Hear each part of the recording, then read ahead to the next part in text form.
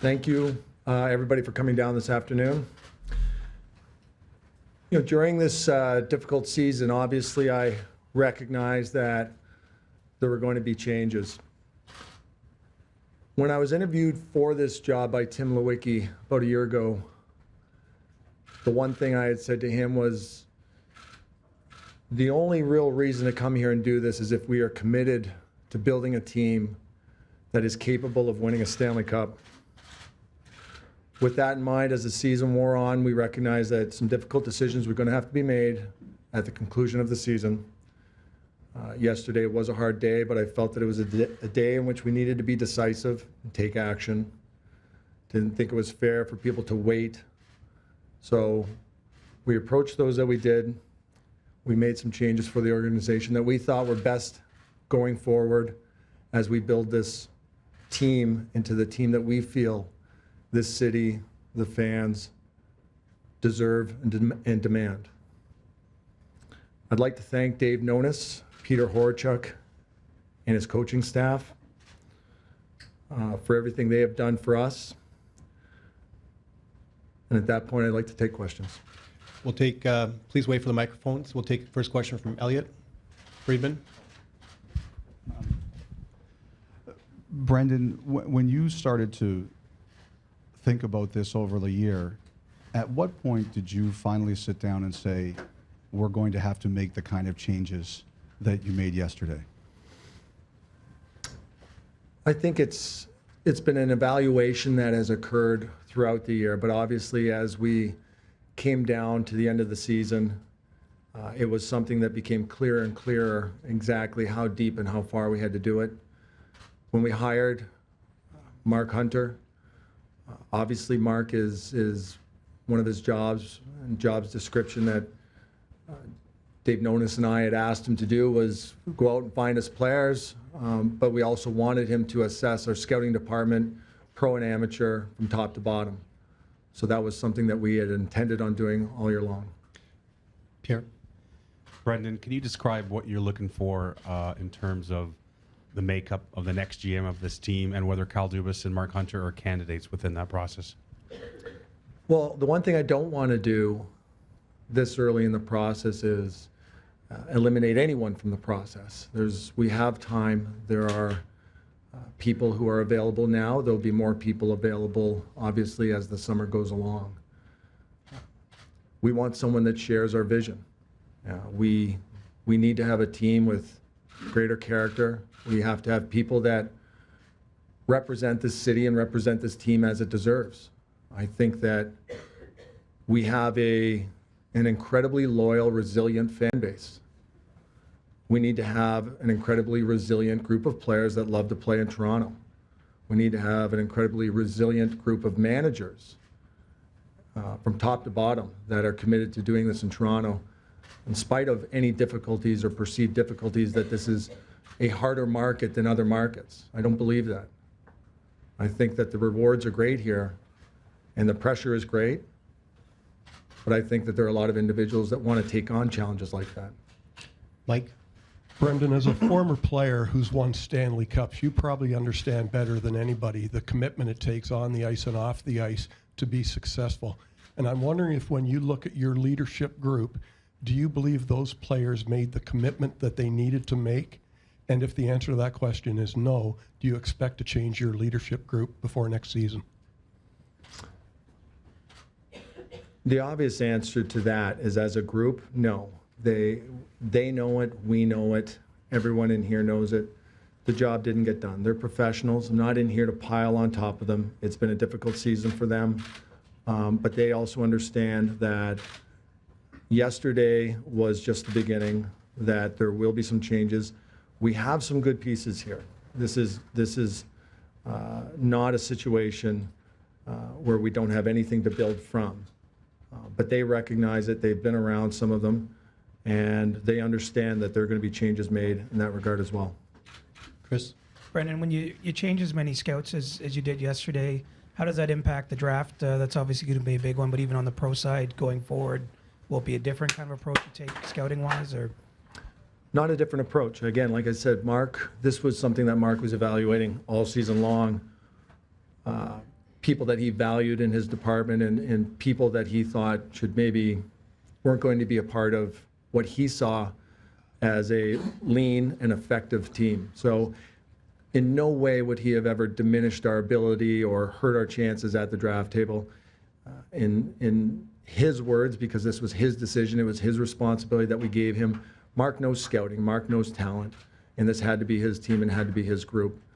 He would never ever put the Leafs in a position where there was information going out that was going to hurt us, or there was information that we lacked as we approached the draft. He has the people that he trusts, the people that he likes, and we think that it'll be a less crowded room, but a more effective room as we approach the draft.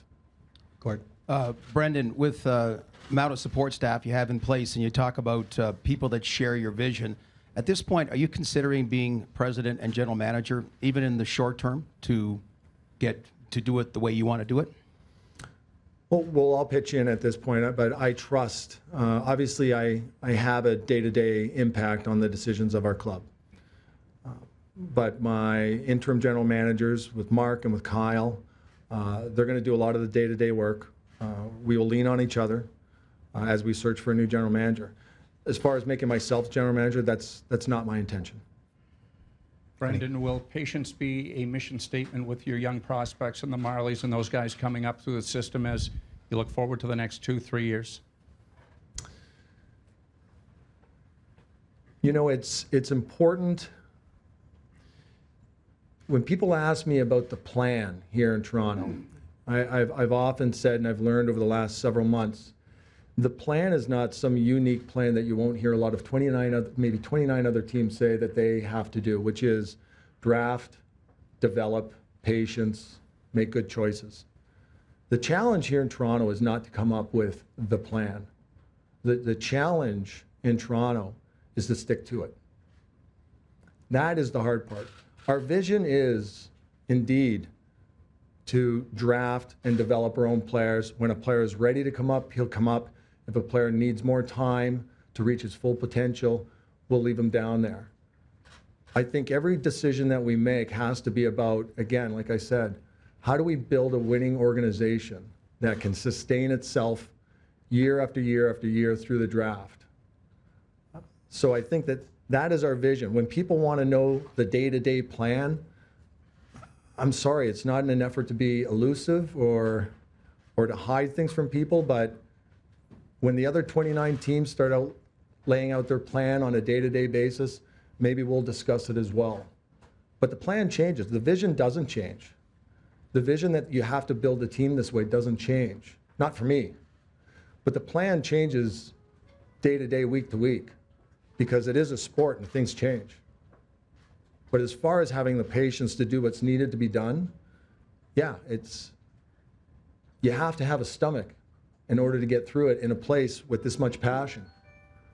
I have that stomach, and I think everybody that is coming here, and I can tell you the board does.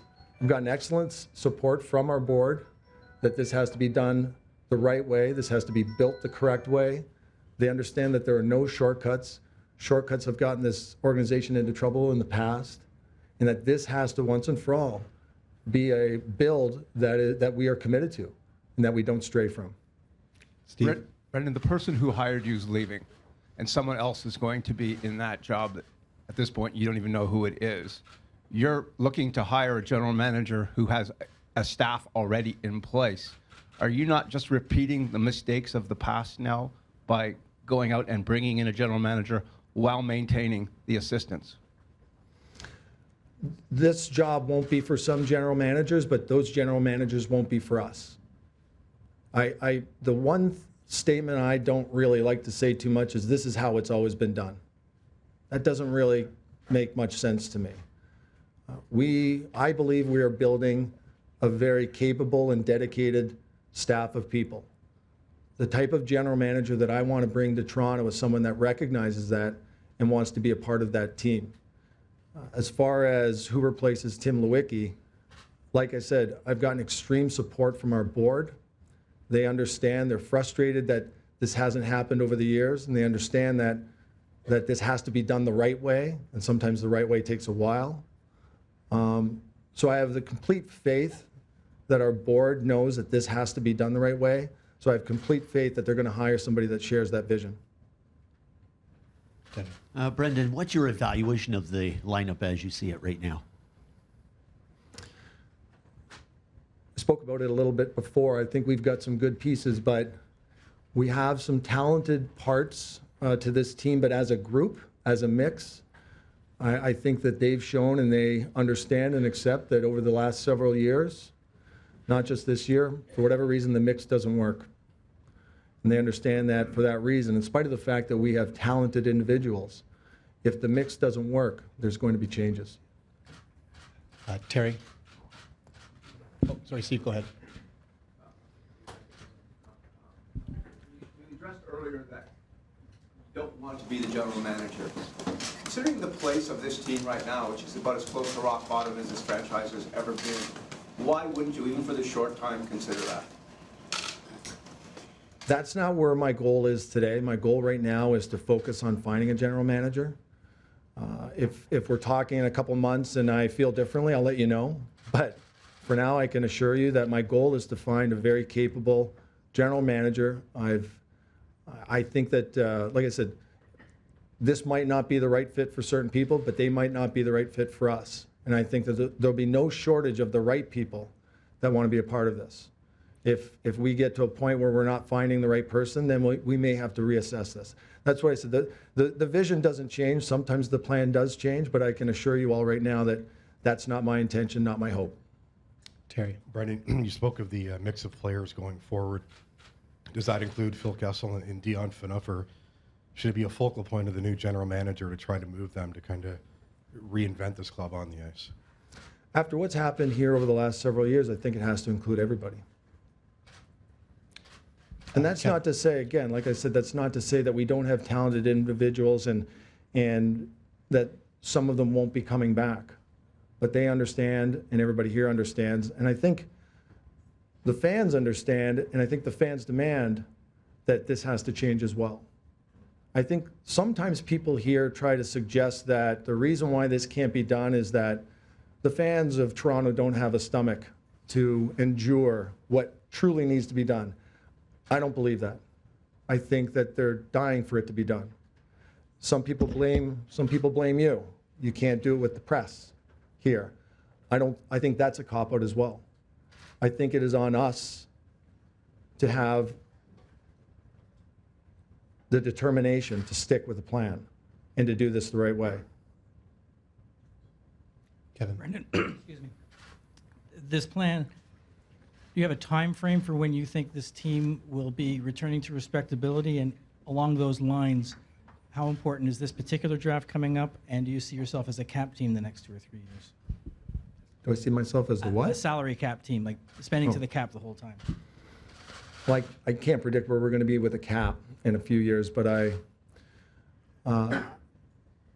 think, of course, it's an important draft. I think that they're all going to be important. They all are important, and I think that was one of the reasons why we went out and got a guy like Mark Hunter. What was your second question? How long do you think it will take to get this team on the road back to respectability? You know, I know that people come up with answers and come up with years, and I sometimes wonder whether they give a number of years just to simply buy themselves some time. I don't know if that's the case, but the truth of the matter is, and the reality and the truest answer I can give you, it takes as long as it takes. And whether people have the patience for that or not, in my opinion, you don't deviate from the vision. And you have to, again, adapt and make changes to the plan as you're going along, because it's a fluid game. There's 29 other smart teams out there trying to beat us and trying to stay ahead of us. But as far as attaching a certain date, in our mind, we would like to see next year just an improvement in the attitude and the way that we play. I think that we understand if we're going to make certain deals, and especially if they reflect the ones we made at the trade deadline, where we were moving good players for future assets, that it takes away from your lineup and can hurt your lineup. I think that people here can understand that. It's a sophisticated hockey market. But I don't think what they can understand is people that go out and give half efforts and that don't appear to enjoy playing here. You have to give the effort and at least show a happiness in being a Toronto Maple Leaf. and an enthusiasm. Even if the record is the same record, I think that we just have to be able to play differently and approach this game differently in this city. And I think that's what had most people so upset this year. Michael. Brendan, this time a year ago, you were being introduced. The team had just come off a terrible finish, and the year before, obviously, the collapse in Game 7. So do you wish, knowing everything you know now, that you'd started this process sooner instead of extending Randy and maybe giving that first half of the season to see what you did have? Because a lot of people thought this day was going to come anyway. Coming in here last year and making the kind of changes that I made yesterday would have been a guess for me. And I know that people are frustrated and they want to fast forward this thing as quickly as possible. There are millions of blueprints in this city, but we can only use mine while I'm here as president. I can't borrow yours or borrow somebody else's. Welcome to take yours. Thank you. But I had to come in here and see some things for myself. I made some changes last year. I tried to support some people to give them an opportunity to succeed. We made a change around the halfway point of the year, and we asked the players to show us what they had, give us some answers. So this, we went out and signed some players that we thought would give us an opportunity to be better. It didn't work out. I think that we got a lot of answers this year. And while you'd like to go back in time and know all these things that you know 1 year later, it simply would have been a guess at that time, and that's not something I would have been willing to do, or just simply take your opinion. Pierre. Brendan, it's going to be an interesting offseason for coaches around the league. In terms of the timing of finding your GM, and traditionally we'd want to hire a GM before you hire a coach. But if it happens that there's someone you really want as coach whose timeline seems to be preceding your GM search, is there any chance you would hire a coach before you hired a GM? In my old job, people used to always give me these hypotheticals. You know, what if this happened and that happened and this happened and that happened? And it never really worked out. Never liked to work in hypotheticals. But the answer is if I feel that the right person is available, and if Mark and Kyle feel that the right person is available and it's a little bit out of order and we get a fantastic coach, I don't think it diminishes a general manager's interest in coming to Toronto if we get a fantastic coach before the general manager. Again, I know it might not be traditionally the way things are always done.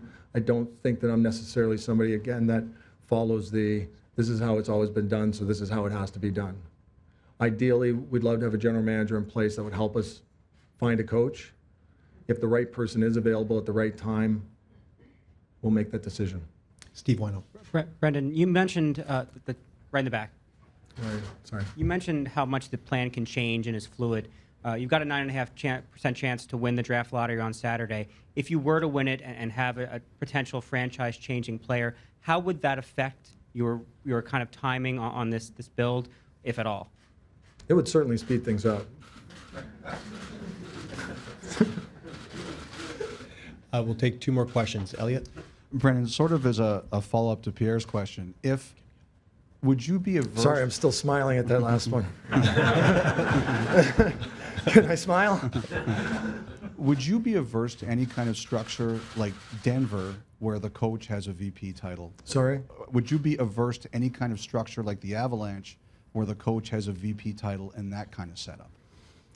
I think those are, again, getting into hypotheticals. You're dipping now into territory that I don't want to get into. I think that we will have an open mind starting today going forward. We will have an open mind in order to get the best people here. Anything that I think will help the Maple Leafs win and turn into the franchise that we envision it should be and that it needs to be and that this city deserves, we will do what it takes. Ken.